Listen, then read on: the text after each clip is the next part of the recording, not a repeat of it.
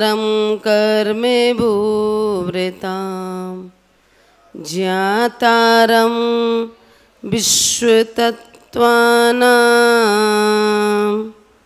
वन्दे तद्गुणलब्धये वन्दे तद्गुणलब्धये। जय बोलिए देवादेव श्री अंतिम तीर्थेश भगवान महावीर स्वामी की जय। बोलिए संत शिरोमणि आचार्य गुरु विराग सागर जी महाराज की जय हो। जय बोलिए नवीन पट्टाचार्य आचार्य भगवान श्री विशुद्ध सागर जी महाराज की जय हो। जय बोलिए मम दीक्षा गुरु परम पूजनीय गणनी श्रमणी आरी का 105 विवाह श्री माता जी की जय हो। बोलिए परम पूज्य श्रमणी आरी का रत्न 105 विनय श्री माता जी की आरी का संघ की जय हो। चलिए तीसरे अध्याय का पाठ करेंगे। रत्न सरकरा वालुका पंक धूम तमो महातमा प्रभा भूमियो गणाम्बु वाता का सब प्रतिष्ठा सप्तादोदः तासु त्रिशत पंचविंशति पंच दस दस त्रि पंचो नैक नरक सत्सहस्राणि पंच चेव यथाक्रमं नारका नित्या सप्तरलेशा परिणाम दे वेदना विक्रिया परस्परो दीरित दुखाशा प्रसंक्लिष्टा सुरो दीरित दुखाशा प्राक चतुर्थ्या तेस वेग त्रिसप्त दस द्वाविंशति त्रायंश त्रिशत सागरोपमा सत्वाना परा स्थिति जम्मू दीप लबड़ो दादया शुभ नामानो दीप समुद्रा द्वैर द्वैर विस्कम्मः पूर्व पूर्व परिक्षेपणो वलयाकृत्य तन्मध्ये मेरु नाविर्वृत्यो योजन सत्सहस्र विस्कम्भो जम्मो दीपः वर्तई हेमवत हिरण्यवतैरावत वर्षा क्षेत्राणि तद विभाजनः पूर्वा परायणता हिमवन माहिमन निषद नील रुक्मी शिकर्णो वर्षधर परवर्ता हेमार्जुन तपनी वैड्रू रजत हेमया मणि विचित्र पार्श्वा उपर मूले च तुल्य विस्तारा पद्म महापद्म तिगिंच केसरी महापुंडरीका पुंडरीका हृदास्तेषाम् उपरि प्रथम योजन सत्सहस्रायस्तदर्थ विस्कम्भो हृदः 10 योजना वगा तन्मध्ये योजनम पुष्करम तदुगुणा दुगुणा हृदा पुष्कराणी च तन्निवासिन्यो देव्यः श्रीकृति कीर्ति बुद्धि लक्ष्म्यः पल्ल्योपमस्थित्या ससामानिका परिसात्का गंगा सिंधु रोहित रोहितास्या हरिधरी कांता शीता सीता दोदा नारी नरकांता स्वर्ण रूपकूला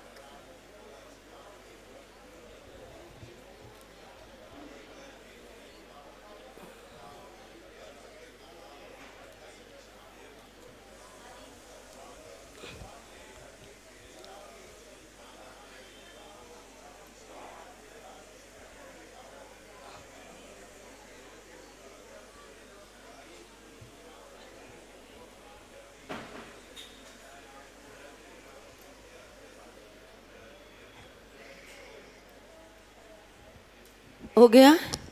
इति तत्वार्षुते मोक्षशास्त्रे तृतीय अध्याये नमो नमः। छठवां अध्याय पेज नंबर 279।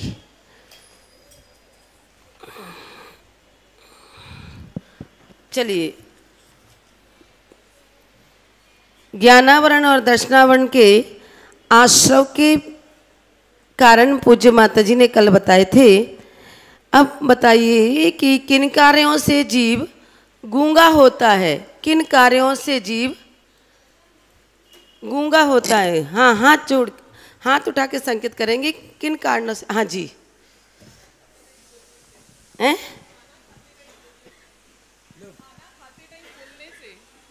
खाना खाते समय बोलने से और मलमूत्र विसर्जन करते समय अगर कोई बात करता है तो वो अगले भाव में कैसा होगा?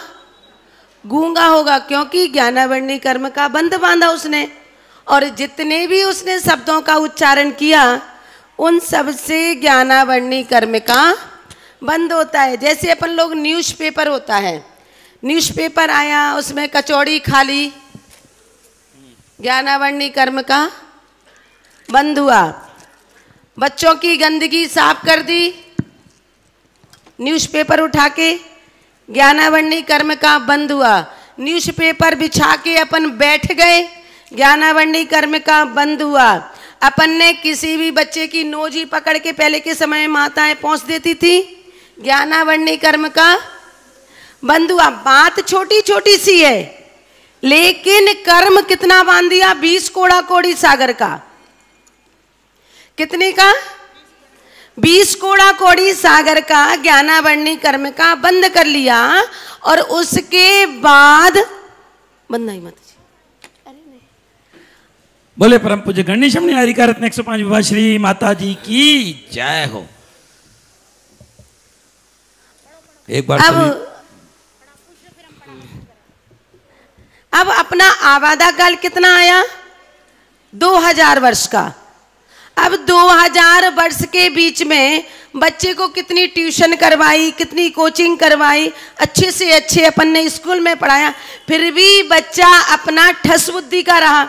इसको याद ही नहीं होता है, इसको माताजी पढ़ने में मन ही लगता है, कोई जाप दे दो, कोई कुछ कर दो। जब तक उसका ज्ञानावरणी कर्म का बंध नहीं छटेगा तब तक उसको ज्ञान होने वाला नहीं है। चाहे कोई भी कितना बड़ा साधु, कितनी बड़ी ही उसको जाप दे दे। क्यों? उसने ज्ञानावरणी कर्म का बंध बांध के आया है। जब तक उसका पर्दा साफ नहीं होगा तब तक ज्ञानावरणी कर्म का क्षय उपशम बढ़ने वाला। अब देखिए, आप भोजन करते समय कितना बोलते जाते हो, मलमूत्र विसर्जन करते जाते हो, बोलते जाते हो, सब ज्ञानावरणी कर्म का बंध बांध रहे हैं। उससे व्यक्ति पर क्या होगा? गूंगा होगा, बहरा होगा, तोतली आवाज में, जिन जिन बच्चों की तोतली आवाज निकलती है उनको भी कहीं ना कहीं ज्ञानावरणी कर्म का बंध बंधा हुआ है। अगर किसी व्यक्ति की कोई स्पष्ट बोलता है, उसका ज्ञानावरणी कर्म का क्षय उपशम बढ़ा हुआ है। तो कहा है कि जो शिक्षा अनुसार आगम के विरुद्ध बोलते हैं और जो अपने आगम पर विश्वास नहीं करते उनको भी ज्ञानावरणी कर्म का बंध है। जो मिथ्या शास्त्रों की पुष्टि करते हैं, उनको पढ़ते हैं, उनको सबको ज्ञानावरणी कर्म का बंध होता है। तो यहाँ कहा है मिथ्या शास्त्र पढ़ते हुए भी कथा असत्य, बात बात में झूठ बोलते हैं, मजाक मजाक में कितना झूठ बोल देते हैं। और फिर किसी ने पूछा तो कहा कि हम तो मजाक कर रहे थे। अरे भैया, जब मजाक में झूठ बोलते तो कर्म भी आते हैं उदय में, तो फिर भोगो, फिर क्यों रोते हो? इसलिए बात बातें कम बोलो, काम का बोलो, थोड़ा बोलो, लेकिन मीठा बोलो। तो यहाँ कहा है कि असत्य क्रोध आदि पूर्ण भाषण करते हुए जो मलमूत्र विसर्जन आदि भोजन आदि करते हुए बोलते, उनको सबको ज्ञानावरण कर्म का के बस से वे परलोक में कैसे होते?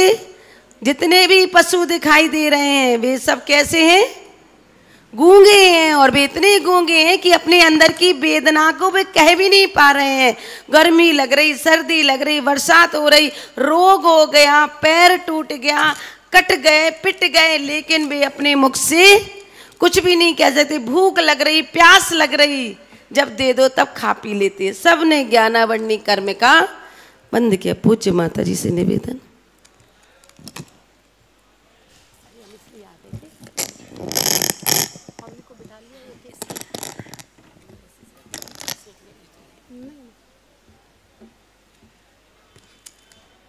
जय बोले अनंतानंत पंच परमेष्ठी भगवान की। परम पूज्य गणाचार्य गुरुदेव श्री 108वें राग सागर जी महाराज की। परम पूज्य श्रमणाचार्य गुरुदेव श्री 108 विशुद्ध सागर जी महाराज की जय हो। बोले परम पूज्य गणेश शमनी हरिका रत्न 105 विभा श्री माता जी की हरिका संघ की जय हो। वंदन।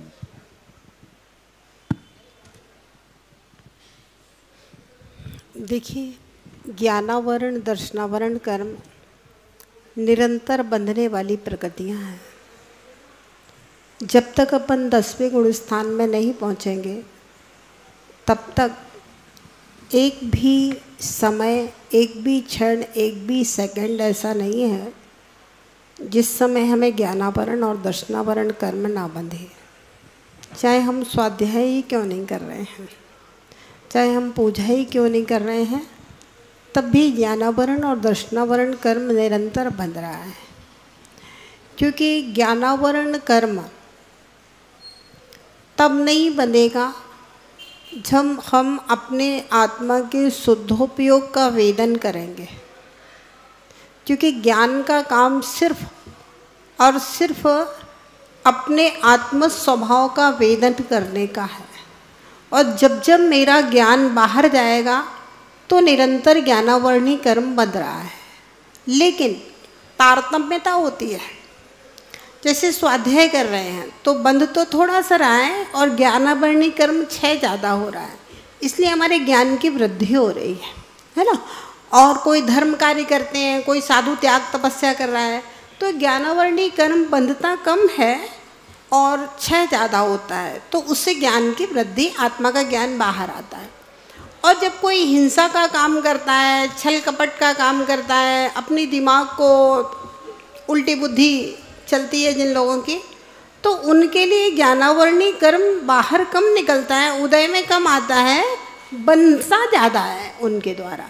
तो उनके ज्ञान के ऊपर और मोटी परत आवरण की पर शांति, थोड़ा शोर नहीं करे। पूज्य माता जी की क्लास चल रही है वहाँ पर भोजनशाला में। हर क्षण ज्ञानावरणी कर्म जो है ना और दर्शनावरणी कर्म निरंतर बंधी प्रकृतियां हैं और इन प्रकृतियों का निरंतर बंद हो रहा है ना। अब ज्ञान की कितनी विनय होना चाहिए, द्रव्य ज्ञान की कितनी विनय होना चाहिए। अभी विनय श्री माता जी बता रहे थे ना, अखबार को कैसे यूज़ कर लेते हैं, खाने में बोल रहे हैं, पीने में बोल रहे हैं, इसमें बोल रहे हैं, इसमें।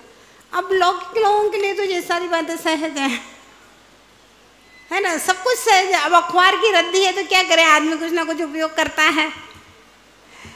लेकिन वह सब भी अनजान में हो या जानकर को हो, ज्ञानावरणी कर्म का बंद होता है तो त्यागी व्रती लोग उनसे बचने का प्रयास करते हैं। और बाकी तो संसार है भाई, जिसको जो करना है वो करेगा। और संसार में सब ज्ञानावरणी कर्म के उदय तो चल रहे हैं। निगोदिया जीव का पूरा ज्ञानावरणी कर्म का उदय चल रहा है। स्थावर काय जीव में पूरा ज्ञानावरणी कर्म का उदय चल रहा है। बस थोड़ा सा ज्ञान, वेदना मात्र ज्ञान है। 2 इंद्री, 3 इंद्री, चतुरिंद्री में पूरा ज्ञानावरणी कर्म का कितना बड़ा उदय चल रहा है। अपने लोगों के भी तो ज्ञानावरणी कर्म के उदय चल रहे हैं। अपने लिए भी देखो, केवल ज्ञान तो पूरे से ही नहीं है, अवधि ज्ञान, मनापर्याय ज्ञान पूरे से नहीं है, और मति ज्ञान और शुद्ध ज्ञान है वह भी बहुत अल्प है। शुद्ध ज्ञान की सीमा बहुत बड़ी है, अपने लिए बहुत अल्प मति ज्ञान और श्रुत ज्ञान है। इतना सारा ज्ञानावरणी कर्म का आवरण ही तो पड़ा हुआ है। तो निरंतर कोई ना कोई ज्ञानावरणी कर्म, दर्शनावरणी कर्म का काम हम लोग करते रहते हैं और वह निरंतर बंधता रहता है। अब देखिए, असाता वेदनी और साता वेदनी जो कर्म के प्रदेश बंधते हैं, उनमें सबसे ज़्यादा बहुभाग वेदनीय कर्म को मिलता है। अब असाता वेदनी कर्म के आश्रव का कारण और साता वेदनी कर्म के आश्रव का कारण बहुत सरल हैं। रोज हम इन चीज़ों को यूज़ करते हैं प्रतिदिन। समझने और समझाने की बात है मात्र। दुख, शोक, तापाक्रंदन, वध, परिदेवनान, यात्म, परोभय, स्थान, यसद वेद्यस्य। पढ़िए।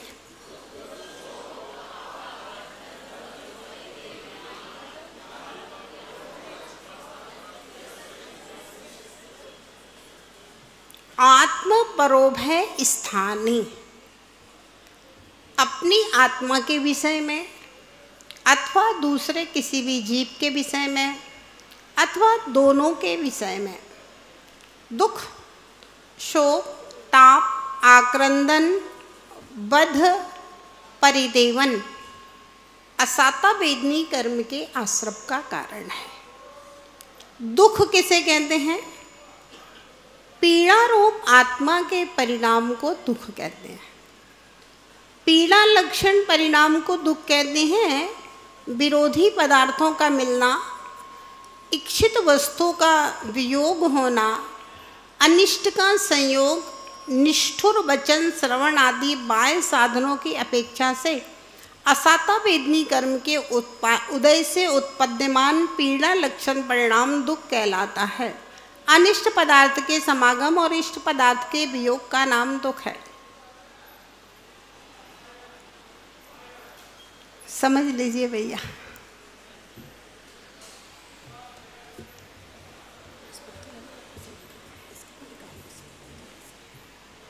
अब देखिए, दोनों बातें कह दी आचार्य महाराज ने राजवार्तिक के अंदर। उन्होंने कहा असाता वेदनी कर्म के उदय से पीड़ा हो रही है, और अगर वेड़े पीड़ा रूप परिणाम हो रहे हैं तो पुनः असाता वेदनी का आश्रय हो रहा है।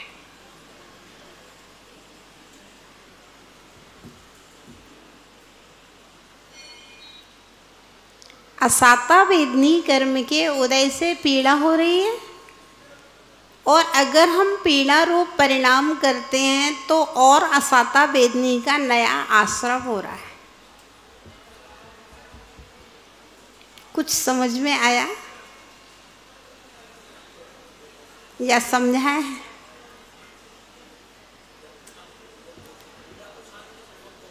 है?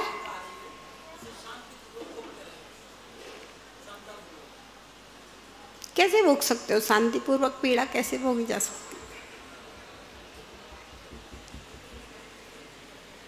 पीड़ा को शांतिपूर्वक कैसे भोगा जा सकता है बताओ?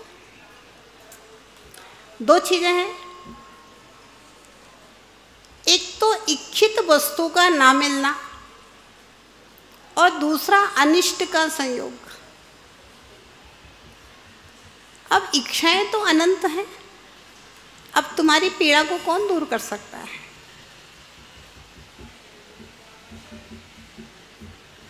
अब हर आदमी मोदी को देख के चाहता है कि जो चाय वाला प्रधानमंत्री बन गया, अब मैं भी प्रधानमंत्री बन जाऊं। अब हर आदमी को अगर प्रधानमंत्री की बनने की पीड़ा हो जाए तो इंसान की पीड़ा को कौन दूर कर सकता है? बोलो,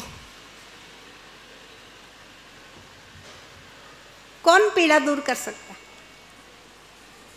हर लड़की चाहती है कि मेरी शादी हो तो एकदम बिल्कुल राजकुमारों जैसा लड़का होना चाहिए, और बिल्कुल हम रोज फ्लाइटों में विदेश घूमें, और बड़े शहर में बहुत बड़ा बंगला हो। अब किस्मत में ये सब चीज़ें नहीं हैं तो उस लड़की की पीड़ा को दूर कौन कर सकता है? हर लड़का चाहता है बिल्कुल हमारी घरवाली बिल्कुल हीरोइन जैसी होए, और व्यापार बिल्कुल दिन दूना रात से उगना बढ़े, हम बड़ी फैक्ट्री के मालिक बन के एसी ऑफिस में बैठे। अब भाग्य में अगर नहीं है तो आपकी पीड़ा को कौन दूर कर सकता है? जेके जैन साहब, अनिल भाई जी बताओ, पीड़ा को कौन दूर कर सकता है? हैं? ऐसा कैसे हो सकता है? इच्छा नहीं करो। पंचम काल की एक ही तो समस्या है। लड़कियों की शादियां क्यों नहीं हो रही? 30-30, 40-40 साल तक कुंवारी बैठी है। आपके लड़के 30-30, 40-40 साल तक कुंवारे बैठे रहते हैं। अरे जब माँ बाप ने कहा था 20 साल की 22 साल की उम्र में भाई लड़की वक्त के संबंध आ रहे कर लो, तो अभी नहीं पापा, अभी नहीं। और फिर जब तुम कहोगे तब लड़की नहीं मिल रही। लड़की कोई बाजार की वस्तु थोड़ी ना है कि भैया बाजार में मिल रही है तो खरीद ले आओ पैसों में। हर चीज भाई जब भाग्य में है आपके में, जब संबंध आ रहा है तब कर लो, नहीं तो बाद में बैठे रहना और कंप्रोमाइज करो। 40 साल में कंप्रोमाइज करोगे, वो कंप्रोमाइज आप 25 साल में कर लो। जो कंप्रोमाइज आप 40 साल के होने के बाद, 35 साल के होने के बाद, 30 साल के होने के बाद आप जो कंप्रोमाइज करते हो, वो कंप्रोमाइज 22 साल की उम्र में कर लो। 22-23 में संबंध तुरंत होते हैं, 23-24-25 के अंदर अंदर कर लो संबंध। तो लेकिन पीड़ा है ना, महत्वाकांक्षा की पीड़ा है ना। हर आदमी की महत्वाकांक्षा बहुत आसमान को छूने वाली है। पीड़ा रूप परिणाम चाहे साधु के अंदर हो, चाहे त्यागी व्रती के अंदर हो, ये सिद्धांत तो सबके ऊपर घटित होता है, किसी एक के लिए नहीं है। विनयश्री माता जी, सबके लिए घटित हो रहा है बेटा। पीड़ा रूप परिणाम किसी के अंदर भी हो। कितने पीड़ा रूप परिणाम औरतों के अंदर है, आप देखो। हमारा पति ऐसा करता है, वैसा करता है, भाग्य में वही लिखा है, पति वैसे ही करेगा। भाई पति जैसा है आप उसको वैसा स्वीकार लो भैया, ठीक है। ये कब स्वीकारेगा? 10 का नोट कब छूटता है? जब 100 का नोट हाथ में आएगा। 100 का नोट कब छूटेगा? जब 1000 का नोट हाथ में आएगा, 100 का नोट अपने आप छूट जाएगा। अगर व्यक्ति धर्म की लाइन में लग जाए और उसको अपने आत्मा कर्म और आत्म कल्याण समझ में आ जाए तो सारी महत्वाकांक्षाएं एक किनारे हो जाती है। फिर जो जिस परिस्थिति में है वो उस परिस्थिति को स्वीकार करने के लिए तैयार हो जाता है। और ठीक है, संसार जैसे चल रहा है वैसे चल रहा है, छोटी सी जिंदगी है भाई, अपन तो अपनी आत्मा के लिए कुछ कर लो तो भविष्य अच्छा होगा।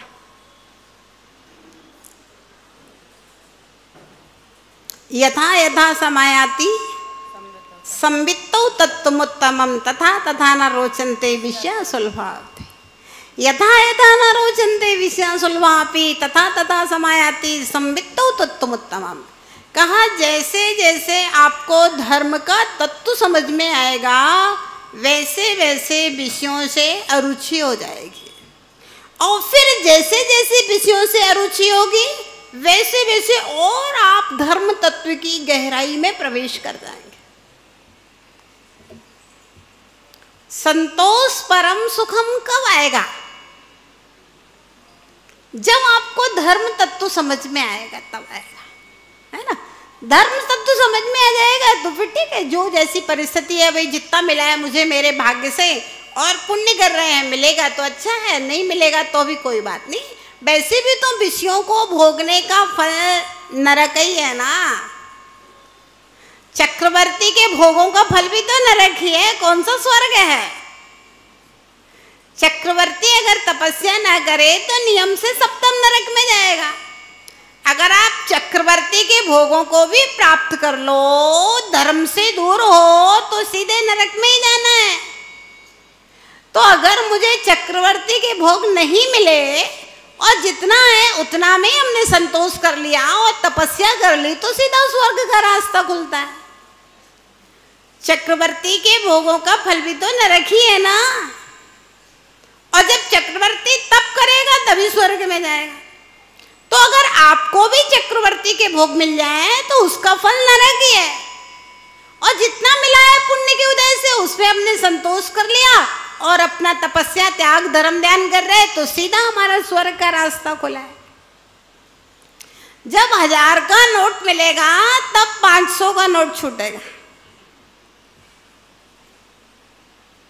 पक्की बात है ना। ये समझ में आना चाहिए, और समझ में आ जाए, दर्शन मोहिनी कर्म के 6 उपशम से श्रद्धा में आ जाए तो कुछ ना कुछ चारित्र में आएगा। जितना आएगा उतना आएगा, कोई बात नहीं। महाव्रती नहीं बनेगा, व्रती बनेगा। व्रती नहीं बनेगा तो कुछ ना कुछ अपना नियम संयम के साथ शांतिपूर्वक जीवन गुजारेगा, ठीक है, कोई बात नहीं। इतना भी बहुत है। कौन किसकी पीड़ा को दूर कर सकता है बताओ? क्या आप अपने बच्चों की पीड़ा को दूर कर सकते हैं? उनके भाग्य में, बेटी के भाग्य में जो होगा वही मिलेगा। आपने तो खूब ऐसे ऐसे लोग देखे हैं, लड़की को इतने धनवान घर में दिया था, इतने धनवान घर में दिया था, लेकिन पता चला पहुंचने के बाद सारी गाड़ियां बिक गई, घर बिक गया, उसके बाद में किराए के मकान में रह रही है बेटी। और कुछ लोग होते हैं बेटी को बिल्कुल साधारण सी झोपड़ी में दिया था और उसके पहुंचने के बाद झोपड़ी का महल बना हुआ है।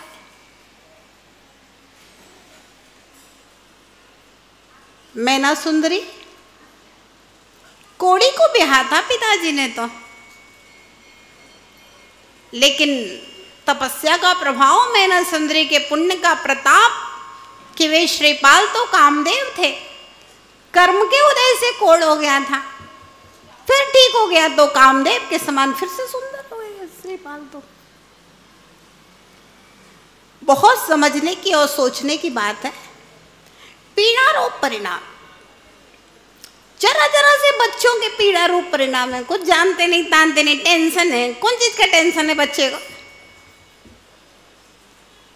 जरा पापा ने और मम्मी ने डांट दिया तो बच्चा ऐसे दिखाता है जैसे कोई बहुत बड़ा मिनिस्टर हो। ये तो छोटे छोटे से बच्चों की नौटंकियां देखो आजकल।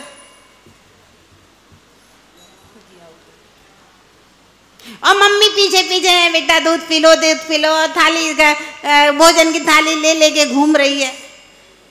क्यों भैया? एक ही बच्चा है ना, इसलिए।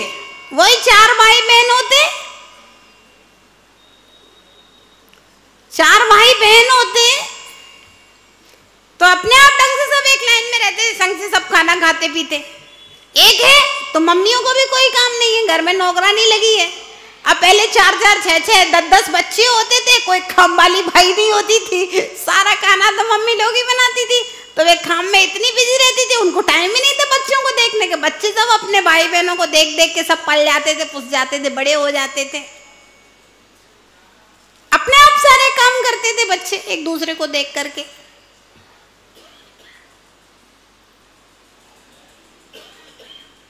पीड़ा रूप परिणाम आप देखिए तो सही। जब मेरी आकांक्षा ही मेरी पीड़ा बनी हुई है, अब मेरी पीड़ा को दूर कौन कर सकता है बताओ? मेरी आकांक्षाएं मेरी पीड़ा बनी हुई है तो मेरी काम करना नहीं चाहते। आजकल के लड़कों को देखो, युवा लड़कों को, सीधे शोरूम में बैठेंगे।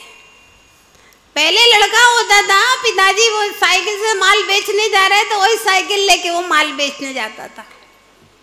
अच्छा, पहले एक चीज और थी, पिताजी अपने बच्चों को मजबूत बनाने की सोचते थे। पिता अपने बच्चे को मजबूत बनाने की सोचता है था। आज का पिता सोचता है मैंने तो बहुत कष्ट झेल लिए, लेकिन मेरे बच्चे को बिल्कुल भी कष्ट नहीं होना चाहिए। वो बिल्कुल उसको नाजुक बनाने की सोचता है। हाँ, क्या? हाँ, पहले पिता सम्राट कभी राजकुमार को नाजुक नहीं बनाता था। राजकुमार बच्चा है, चल भाई खेल सबके साथ में, उठा तलवार चला, शरीर को मजबूत बना। आजकल तो पिताजी तो खूब मजबूत हैं, लेकिन बच्चों को कमजोर बना दिया, एसी में रख रख के बिल्कुल सुविधाएं दे दे करके। अब जब बच्चे आपके कमजोर रहेंगे तो वो तो किसी के सामने भी झुक जाएंगे। कोई भी अच्छे 2 तमाचे मारेगा सड़क पे और पर्स छुड़ा लेगा, मोबाइल चुरा लेगा, गाड़ी की चाबी चुरा लेगा, चाहे कोई गाड़ी रुकवा के और चाहे कोई गाड़ी की चाबी लेके चला जाएगा। पीड़ा रूप परिणाम, ये बहुत समझने वाली बात है कि पीड़ा रूप परिणाम हमारे हो रहे हैं, असाता वेदनी कर्म का आश्रम कर रहे हैं। एक व्यक्ति को शारीरिक पीड़ा हो रही है, बीमारी की पीड़ा भी हो सकती है। कोई किसी को शारीरिक यातनाएं भी दे सकता है। कई कई घरों में ऐसा होता है, मारते हैं, पीटते हैं, किसी को यातनाएं दी जाती हैं, यातनाएं मिलती हैं।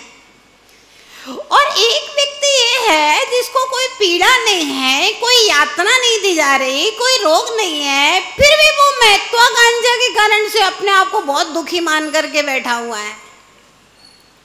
ये जबरदस्ती का असाता वेदनी कर्म का आश्रम कर रहा है। मतलब ये सूत्र कह रहा है कि आपको हर परिस्थिति में, हर हाल में खुश रहने की कला सीखना चाहिए। वही आपका लिविंग ऑफ आर्ट है, जीवन जीने की कला है। तभी आप सतवेदनी कर्म का आश्रम कर पाओगे।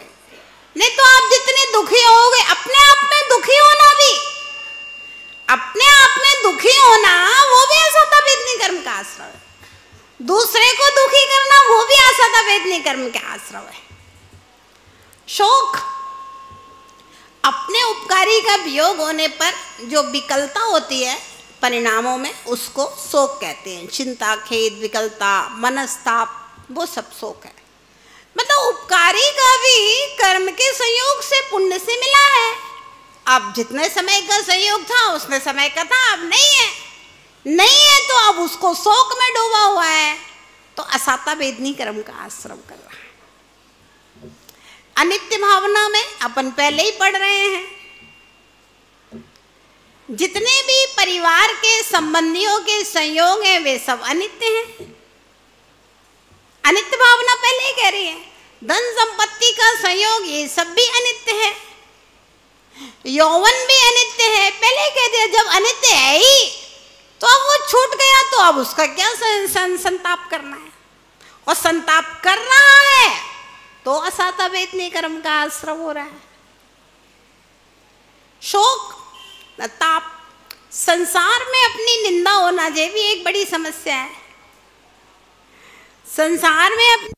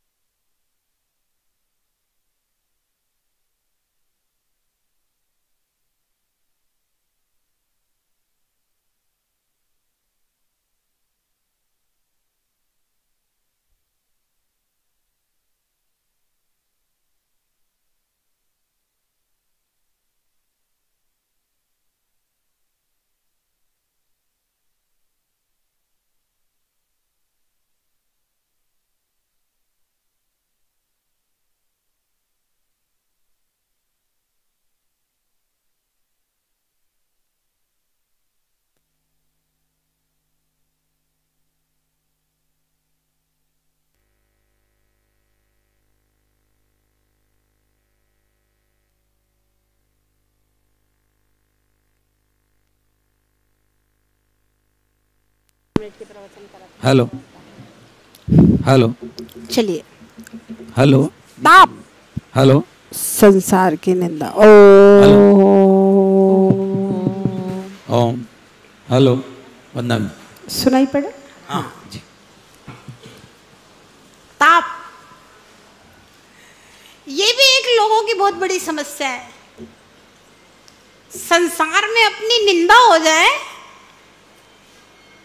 तो मन में खेद खिन्न होना, परिभवकारी कठोर वचन, कोई अपना अपमान कर दे तो वैसे कठोर वचन कलुषित व्यक्ति के जो भीतर तीव्र जलन पश्चाताप के परिणाम है, वह सब ताप संताप एक ही बात है।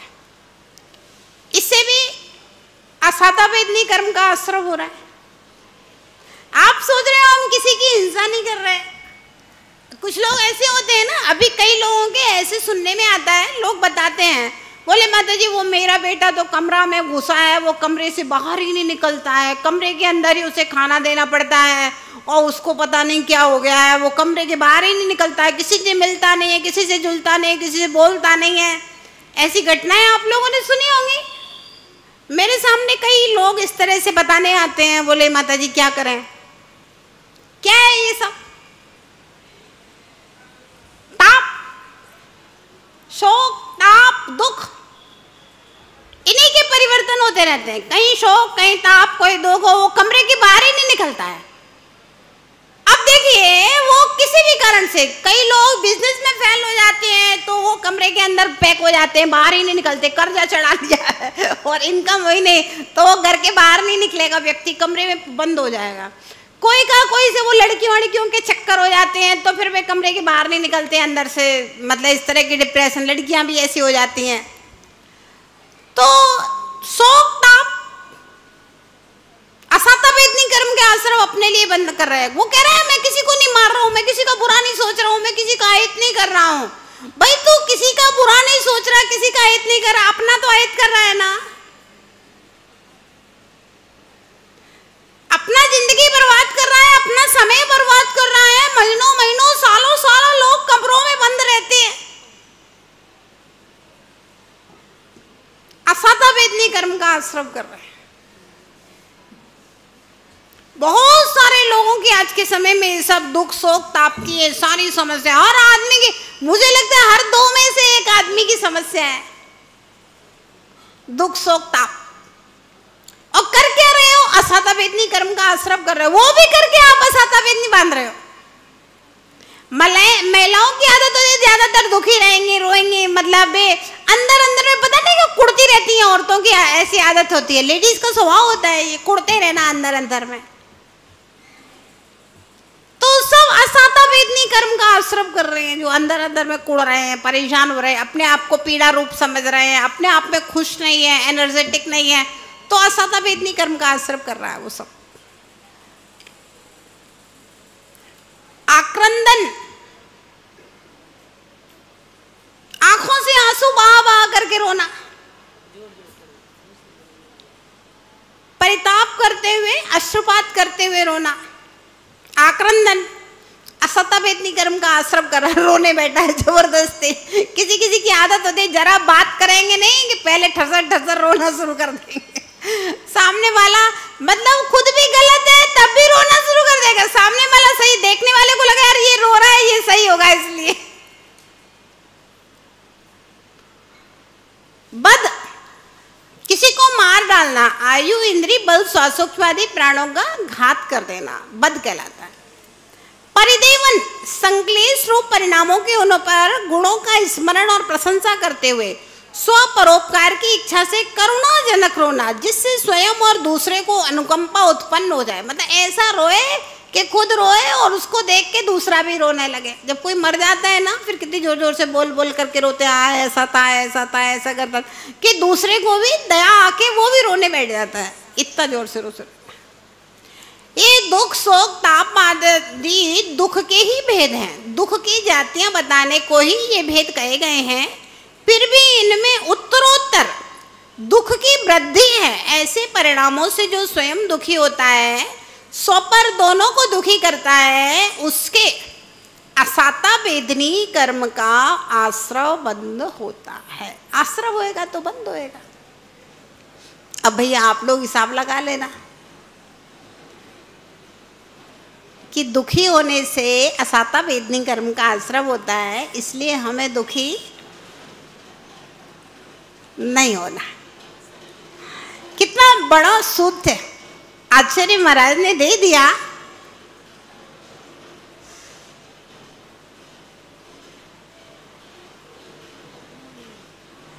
आपको स्वयं भी दुखी नहीं होना है और दूसरे को भी दुखी नहीं करना है।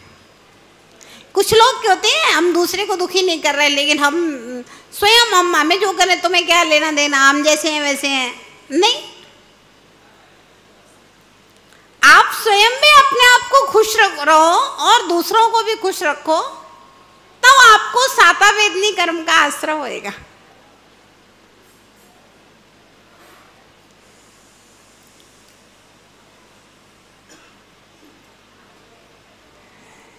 बहुत बड़ा ये मोटिवेशन करने वाला सूत्र है, और समझो इसको, चिंतन करो। ये तो केवल सूत्र है, छोटा सा सूत्र आचार्य महाराज ने दे दिया। अब आप देखो 24 घंटे में, साल भर में, महीने भर में, जीवन भर में कितने कितने दुख के कारण हमारे लिए आते हैं, है ना। कितनी कितनी समस्या के कारण आते हैं। वो सारे कारण कर्म के उदय से हैं, और मैं अपने कर्म फल को मुझे भोगना ही है, मुझे कर्म काटना ही है, तो अब मैं दुखी नहीं होऊंगा, मैं प्रसन्न रहूंगा। कैसे भी दुख का समय आएगा तो भी मैं शांति पूर्वक कोई ना कोई समाधान उसका खोजूंगा। बस वहीं से आपका साता वेदनी कर्म का आश्रय शुरू हो जाए।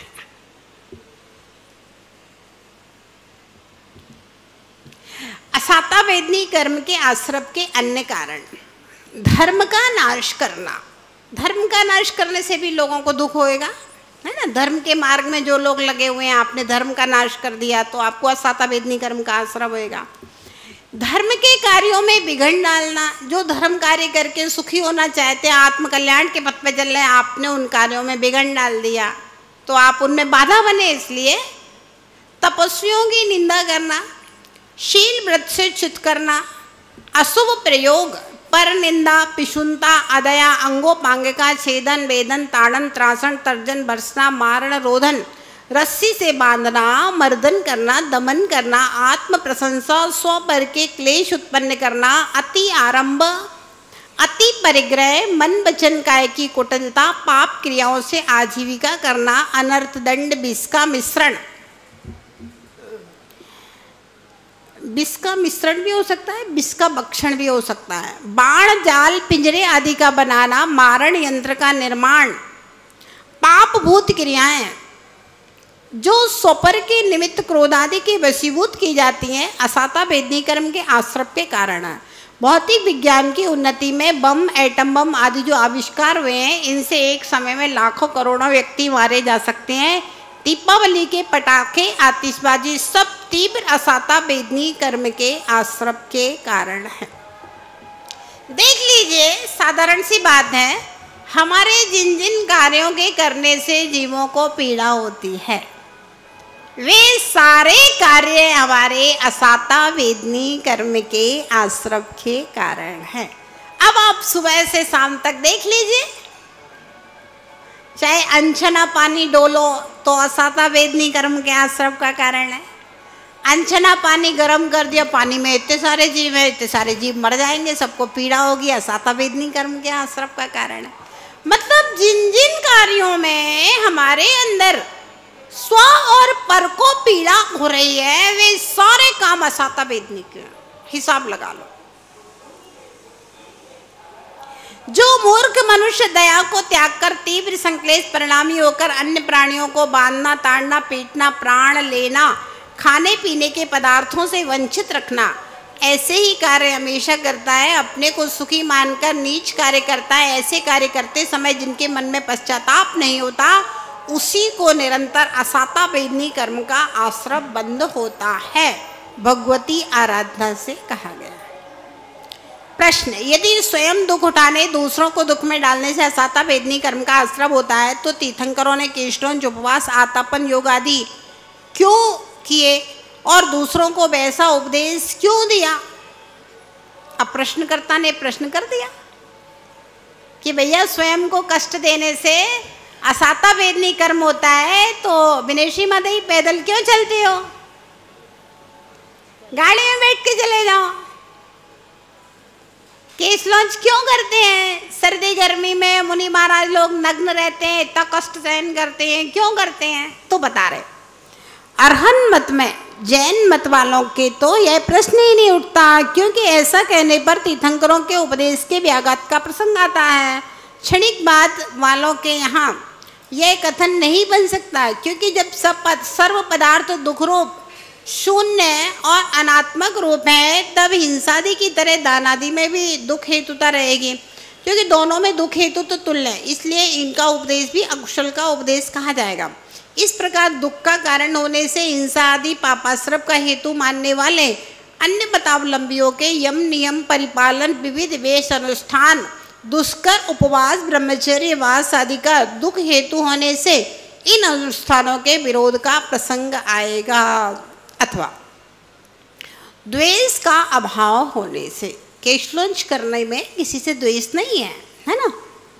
जैसे अनिष्ट द्रव्य के संपर्क से द्वेष की उत्पत्ति होने पर दुख उत्पन्न होता है, उसी प्रकार बाह्य अभ्यंतर तप की प्रवृत्ति में धर्म ध्यान परिणत मुनि के अनशन केशलोंचन करने कराने उत्पादित कायक्लेश है, उसमें द्वेष संभव नहीं है। अतः अनशन आदि से असाता का आश्रय बंधन नहीं होता, क्योंकि क्रोधादि के आवेश के कारण द्वेष पूर्वक होने वाले स्वपर और उभय के दुखादि परिणाम पापाश्रय के हेतु माने गए हैं। कसाय के कारण से, है ना, बिना कसाय के नहीं, स्वेच्छा से आत्मविशुद्धि से के लिए किए जाने वाले तप आदि बंध के कारण नहीं माने गए। तीसरा, प्रसन्नता होने पर अनशनादि कायक्लेश पापाश्रय के कारण नहीं है। जिस प्रकार मुनिगण अहिंसा आदि व्रतों के करने कराने में प्रसन्न होते हैं, उसी प्रकार वे मुनिराज उपवास आदि करने कराने में प्रसन्न होते हैं। स्वयं प्रसन्नता पूर्वक उपवास केशलोंचन आदि तप करते हैं, अतः अनशन आदि तप दुख के हेतु नहीं होते हैं। उपवास करने में दुखी थोड़ी ना होते हैं। भोजन नहीं मिले सुबह से शाम तक तो दुख होगा, और अगर आज मैंने उपवास रखा है, आज मैं कुछ भी नहीं खाऊंगा, तो दुख थोड़ी ना होता है, उसमें तो प्रसन्नता होती है। अनशन आदि तब प्रायश्चित के में उपदिष्ट हैं और कह रहे प्रायश्चित दिया जाता है। भाई एक उपवास करके, 2 उपवास करके दोषों की शुद्धि होती है।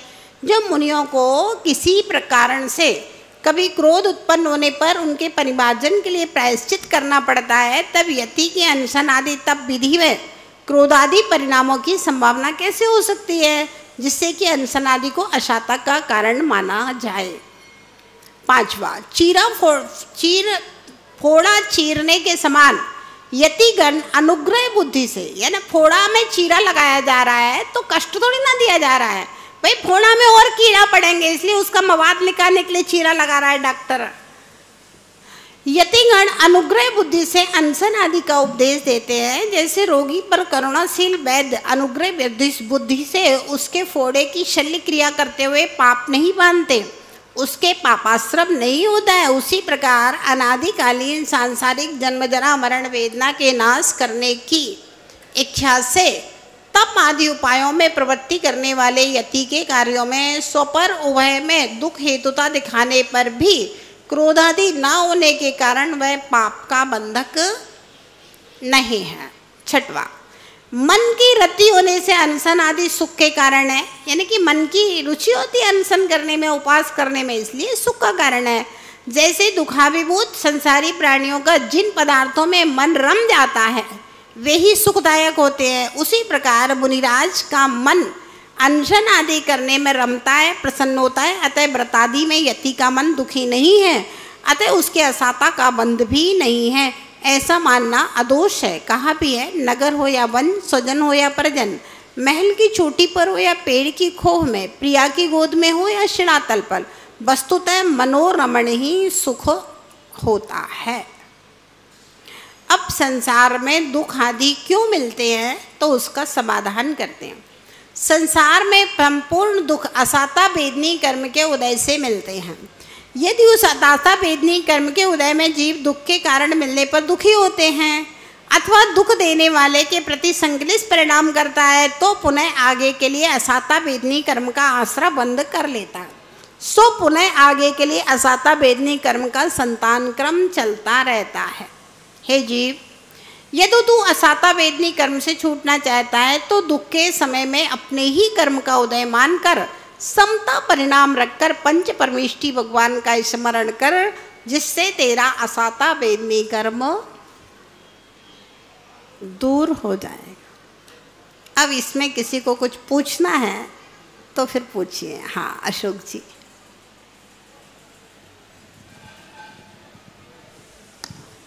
वंदे माता जी। असाता वेदनी कर्म का प्रसंग चल रहा है और अनेक कारणों से इस जीव को असाता कर्म का बंध हो रहा है। बिना जानकारी के इस बंध से जीव कैसे छूटे, पहला प्रश्न। दूसरा, जब असाता कर्म के उदय में असाता कर्म ही बन रहा है तो इससे मुक्त कैसे हो? बहुत अच्छा है। ऐसा है भैया, जानकारी के बिना तो जीव छूट नहीं सकता है ना। जानकारी के बिना एक ही उपाय है, जैसे कोई मंद कसाई जीव होते हैं ना, अजैन लोग भी होते हैं, बहुत सारे मंद कसाई जीव होते हैं जिनको ज्ञान नहीं होता, पुराने लोग होते हैं जिन्हें कभी शास्त्र नहीं पढ़े, लेकिन फिर भी वे बहुत सहनशील होते थे और सहजता से सारी बातों को सहन कर जाते थे और भगवान का नाम लेके समय निकाल देते। तो या तो उनका छूट सकता है क्योंकि उनको ज्ञान भले ही नहीं है, लेकिन कसायों की मंदता से उनके सब काम सट जाते हैं। और जान करके जब हमें मालूम है कि असाता वेदनी कर्म का आश्रम आ रहा है और मुझे उससे छूटना है, तो उसका एक ही उपाय है, वो उपाय है भगवान की भक्ति, आराधना, साधुओं की संगति, अच्छे लोगों की संगति। उससे क्या होगा, ये हमारे यहाँ जो सुबह से भगवान का अभिषेक पूजन का सिस्टम बनाया है ना, ये बहुत मतलब ये केवली भगवान का दिया हुआ सिस्टम है, कोई साधारण मुनियों का नहीं है, हमारा आपका ये सिस्टम नहीं है। हम भले के हमारे द्वारा, मेरे द्वारा कुछ नहीं, ये केवली भगवान का बनाया हुआ सिस्टम है कि सुबह से श्रावक अभिषेक पूजन करे, उसके बाद अपना काम धंधा करो जो करो। तो क्या होता है, प्रतिदिन सुबह से घंटे 2 घंटे का जो समय है, आप भगवान के अभिषेक पूजन में, बड़ी विशुद्धि में, भगवान की आराधना में निकाल रहे हैं, तो एक तो अभिषेक पूजन करने वाला 99% सदाचारी होगा। दूसरा बात, आज के समय की जो स्थिति है वो 9 बजे सो के उठने वाली है ना। वो स्थिति रात में 2 बजे सोने वाली, 9 बजे सो के उठने वाली, ये स्थिति जो है ना, ये रोग बीमारियों का कारण है, कलह का कारण है, आलसीपने के कारण है, बहुत सारे कारण है। तो उन सब झंझटों से मिट जाएगा। सुबह सुबह 6 बजे उसको भगवान के अभिषेक पूजन के, जहाँ 5 बजे उठना है, शुद्ध ऑक्सीजन उसके अंदर जाएगी, सब चीज़ आएगी। और क्या होगा, अपनी सत्ता में जो पड़े हुए बहुत सारे कर्म हैं, उन कर्मों को वहीं की वहीं खत्म कर देगा, कम कर देगा। तो वैसा असाता वेदनी कर्म उदय में आएगा ही नहीं, और आ भी जाएगा। पहले तो शत्रु उदय में सामने आएगा ही नहीं, बाहर से ही कम हो गया, उसकी शक्ति छींट कर दी भक्ति करके। दूसरी बात, अगर आ भी जाएगा तो धर्म ही एक सहारा है जिसके सहारे उसको झेलने की क्षमता प्राप्त हो सकती, और कोई दूसरा सहारा नहीं। तो कुल मिला के देव शास्त्र गुरु ही एक सहारा है जो आपके असाता को झेल के साता में परिवर्तित कर सकते, प्रैक्टिकल से। जैसे माता जी भी किसी के घर में शोक हो गया है, हाँ, जो भी शोक पीड़ा उस समय होती है, तत्कालिक तो सबको ही होती है, पर जो भी दूसरे लोग भी आते हैं तो उनको भी होती है, तो क्या उनको भी उस वक्त असाता कर्म का बंद हो रहा है? हाँ, ऐसा है, जिसके घर में होती है उसको बहुत अंतरंग आसक्ति से होता है, क्योंकि उसके संबंध बहुत गहरे हैं, उसका स्वार्थ उससे टिका हुआ है। लेकिन दूसरे का स्वार्थ उसके ऊपर निर्भर नहीं है। तो दूसरे को होता है, बहुत सारे लोग होते हैं, अंदर अंदर में उतना नहीं होता है, बाहर बाहर से तो अब भाई शोक का समय है, लोग व्यवहार भी है, अब किसी के यहाँ शोक है, आप उसके यहाँ जाके हंसने लगो, मजाक करने लगो, तो लोग व्यवहार में भी ठीक नहीं है। तो जो आ रहा है, अगर वो मिथ्या दृष्टि है तो अंदर से ज़्यादा उसको रहेगा, अगर वो सम्यक दृष्टि है तो उसको अंदर में तो समझ में आएगा कि हाँ भाई देखिए कर्म का ऐसा ही उदय है।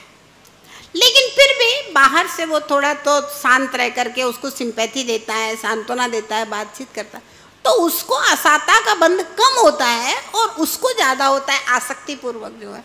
मतलब तीनों के बंध में अंतर है। जिसके घर में हुआ है उसको तो अति होगा, क्योंकि उसके संबंध है, स्वार्थ के संबंध है। जो मिथ्या दृष्टि है उसको उससे थोड़ा कम होएगा, लेकिन जो सम्यक दृष्टि है उसको बहुत कम होएगा असाता वेदनी। वंदई माता जी। समाज में जो आज के तारीख में सबसे बड़ी समस्या जो चल रही है, जो अभी आपने भी बताया, बच्चे बच्चियों का संबंध एक इतनी बड़ी समस्या है। ये घर घर में बहुत से लोग सोशल नहीं होते हैं, उनके लिए तो बहुत ही बड़ी समस्या है। लेकिन फिर भी राष्ट्रीय लेवल पे हमने समाज के लेवल पे बच्चों को मिलाने का कार्यक्रम करते हैं। वहाँ पर भी अभी इंदौर में हमने पिछले साल किया, मैं भी एक राष्ट्रीय पदाधिकारी हूँ। भोपाल में भी होता है, भोपाल में भी होता है, इंदौर में हमने किया, उसमें भी मैं राष्ट्रीय पदाधिकारी हूँ। 2000 बच्चे बच्चियों को हमने वहाँ मैनेज किया, सबको एक दूसरे से मिलाने का कार्यक्रम किया। लेकिन सबका अपना इतना ज़्यादा ईगो होता है कि उसका पैकेज क्या है, वो फादर मदर के साथ रहता है या नहीं रहता है, मतलब इस तरह के क्वेश्चन आंसर आते हैं। माता जी, इस प्रॉब्लम को कैसे सोल्व किया जाए, जो आज समाज में सबसे बड़ी समस्या बनी हुई है। ईगो इतना ज़्यादा हो रहा है बच्चों पर। वहाँ पे जो आने वाले बच्चे थे वो 25 साल से लेकर 40 साल तक के बच्चे बच्चियाँ थी, मतलब 40 साल तक संबंध नहीं हो रहे, न करना चाह रहे हैं, और ईगो सामने आती है। और वही जो आपने कहा कि फिर एक दिन ऐसा आता है सारी जितनी भी ईगो होती है जीरो हो जाती है, और वो मुश्किल हो जाता है बहुत ज़्यादा। इसका कोई भी सॉल्यूशन या सुझाव कोई हो? देखिए, ये सब पालक लोग जिस तरह से बालकों को पालते हैं ना, उनकी परवरिश में बचपन से ही वो सब भर दिया जाता है। क्योंकि हर माँ बाप के लिए अपना बच्चा तो बिल्कुल राजकुमार और राजकुमारी है। हर माँ बाप के नज़र में अपना बच्चा राजकुमार राजकुमारी है, लेकिन दूसरे की नज़र में नहीं है आपका बच्चा राजकुमार ना राजकुमारी है। जब दूसरे की नजर में राजकुमार होएगा तब तो वो करेगा संबंध, नहीं तो नहीं करेगा। माता जी, माता पिता की तो कुछ चल ही नहीं रही है आज के टाइम में। सिर्फ बच्चे आपस में जो कर लेते हैं वो 3 महीने 6 महीने से ज़्यादा चलता नहीं है संबंध। कैसे जितने आ रहे हैं कोर्ट में कि बस पूछे मत। तो इनकी कोई समस्या इतनी ज़बरदस्त है कि इसमें क्या किया जाए, क्या इसका निराकरण है, कुछ समझ में नहीं आता।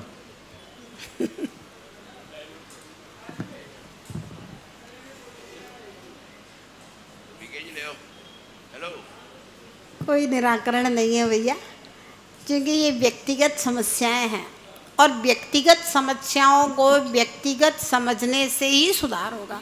आज के समय में भी बहुत सारे लोग हैं, ऐसी बात नहीं है। हमारे जैन समाज में आप मान लीजिए 70% बच्चे आज भी अपने माँ बाप के अनुसार शादियां कर रहे हैं और आज भी परिवार बसे हुए हैं। 60 से 70% बच्चे आज भी हमारे जैन समाज में अपने माँ बाप के साथ रह रहे हैं। माँ बाप के अनुसार शादी विवाह समाज में सारे संबंध हो रहे हैं और आज भी हमारे परिवार बसे हुए हैं, कोई दिक्कत नहीं है। जो बच्चे अपने आप को थोड़ा सा पढ़ लिख करके बाहर पढ़ने चले जाते हैं, अपने आप को ज़्यादा एडवांस मान लेते हैं, तो वे समाज, माँ बाप, परिवार को कुछ समझते ही नहीं है, तो उनके सामने ये सारी समस्याएं हैं।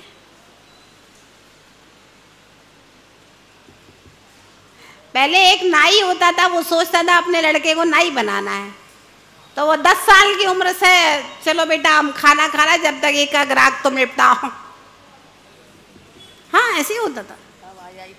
एक अब नाई है, वो सोचता है मेरा बच्चा इंजीनियर बनेगा, तो वो कैंची पकड़ना सिखाता ही नहीं है। पहले छोटे से बच्चे को 10 साल के बच्चे को कैंची पकड़ना सिखाती जाती थी और आराम से बढ़िया घर का घर है और अपना वो नौवा का काम कर रहा है, कोई दिक्कत ही नहीं है, उसकी ज़िंदगी में कोई प्रॉब्लम ही नहीं है।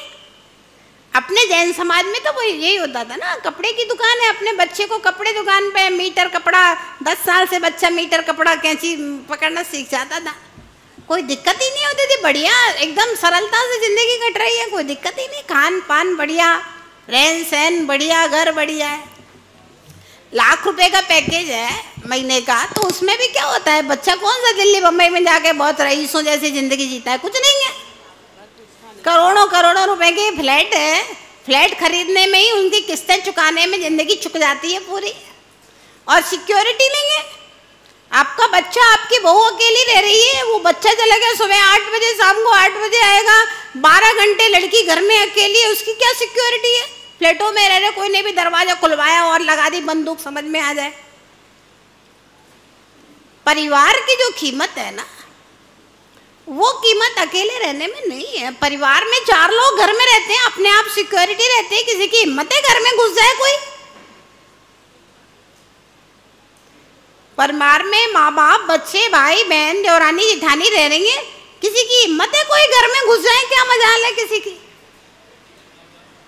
हाँ, व्यक्तिगत मामलों को व्यक्तिगत ही समझना पड़ेगा, कोई नहीं समझा सकता। और सबके अपने अपने पुण्य पाप हैं। सब लोग, लड़की अगर सोचे कि नहीं बिल्कुल मुझे मेरे मन के अनुसार सब कुछ ससुराल में चाहिए, तो भैया वो तो सीता सती को भी नहीं मिला था। खूब तो अयोध्या के राजकुमार के साथ में शादी कर ली थी, भाग्य में नहीं था। अंजना को भी नहीं मिला था, खूब उनके पिताजी ने बढ़िया पवन के साथ में, राजकुमार के साथ में विवाह की थी, फिर उनको भी नहीं मिला था। फिर आज के हम पापी जीवों को सब कुछ मेरे अनुकूल मिल जाए, ये कैसे हो सकता है। ये विसंगतियां तो रहेंगी, इनको कोई मिटा नहीं सकता, कर्म किसी का कोई काट नहीं सकता। ठीक है, एक सामान्य से समाज की व्यवस्थाएं बनाई जाती हैं, वो ठीक है, लेकिन फिर भी। हाँ, क्या कह रहे भैया? वंदाई माता जी, जैसे मैं ये कहना चाह रहा हूँ माता जी, जैसे जैन साहब का बहुत अच्छा क्वेश्चन है, इसका समाधान क्या करा जाए। मैं अपना एग्जांपल देता हूँ। मैं जब बच्चा था, मैं मानता हूँ 3rd-4th क्लास से हम मंदिर में ही जाते थे और वहीं नहाते थे, सुबह फ्रेश हो के घर पे जाके वहीं नहाते थे, अभिषेक करते थे और फिर स्कूल चले जाते थे। तो ये परिपाटी 8th क्लास तक चली मेरी। फिर 9th से फिर जैसे चेंज हो गया तो धीरे धीरे ये मंदिर जाना हो गया, अभिषेक बंद हो गया। फिर इंजीनियरिंग कॉलेज, इंजीनियरिंग तक गए, सब बंद हो गया। फिर सर्विस लगी, फिर बंद हो गया। मेरा यहाँ एक थोड़ा सा सुझाव है इसमें कि जैसा मेरे को अपना याद है, अभी हो क्या रहा है, अभी जैसे बच्चों को भी अपन अच्छी स्कूल में भेज देते हैं, लेकिन मैं इसको वापस शुरू करा जा सकता है। अपन एक छोटे लेवल से बच्चा जो 3rd 4th क्लास से हैं, उनको ये अपन समाज में मिलके एक ऐसे शिविर करें, संस्कार दें अपने छोटे बच्चों से। अपने जो पोते हैं, जो बच्चे हैं, उन्हीं को वापस से ये समझते हुए कि भैया अब इस लेवल पे आके ये समस्याएं हो रही है, तो उनको वापस से मंदिर से जोड़ा जा सकता है ना, वो संस्कार दिए जा सकते हैं एक समाज के लेवल पे। ऐसे इस टाइप से जो है भैया, रविवारी पाठशालाएं और रविवार को भगवान की पूजा के शिविर अपने प्राय करके मंदिरों में होते हैं। जी जी। और कुछ नहीं है, लोग सोचते हैं नहीं पंडित 15,000 रुपए का महीने का रखो तभी काम होगा, कोई जरूरत नहीं है। तो हमारे समाज की महिलाएं हैं, अच्छी एक्टिव महिलाएं हैं, जो समाज के जिम्मेदार लोग हैं वो बहुत ज्यादा आगे हैं। और अपने नहीं आजकल माँ बाप अपने बच्चों को रविवार को स्कूल भेजना ही नहीं, मंदिर भेजना ही नहीं चाहते हैं। खूब कहा, हम लोगों ने फैमिली पूजाएं शुरू की। भाई आप अपने बच्चों को ला करके रविवार को अगर सप्ताह में एक दिन भी बच्चा अभिषेक पूजा करता रहेगा तो उसके संस्कारों में आ जाएगा कि मेरे जैन कुल में ये भगवान का अभिषेक पूजा होता है। सप्ताह में एक दिन की बात कर रहे हैं हम, रोज की बात नहीं कर रहे हैं, है ना। तो कहाँ भेजते हैं लोग अपने बच्चों को? रविवार की पूजा में नहीं भेजते। गाड़ियां लगा दो, इनामें बांटो, सब कुछ करो, उसके बाद में भी बच्चे को पूजा के लिए नहीं भेजते हैं। कचौड़ी नाश्ता करवा दो तो भी नहीं भेजते, क्योंकि आज बच्चे को किसी चीज की चाहत ही नहीं रही है, ना उसके यहाँ पैसे की कमी है। एक एक बच्चे, सबसे बड़ी समस्या एक एक बच्चे की है। अब ये 4 बच्चे हो ना तो सब काम सिस्टम में बैठ जाएगा, वो तो फिर ऐसे मूल समस्या जो है ना वो एक एक बच्चे वाली समस्या है। चलिए अब साता वेदनी कर्म के आश्रम के कारण अपन कल पढ़ेंगे, समय हो गया। थोड़ा सा एक छोटा सा प्रवचन कर देंगे 15-20 मिनट का।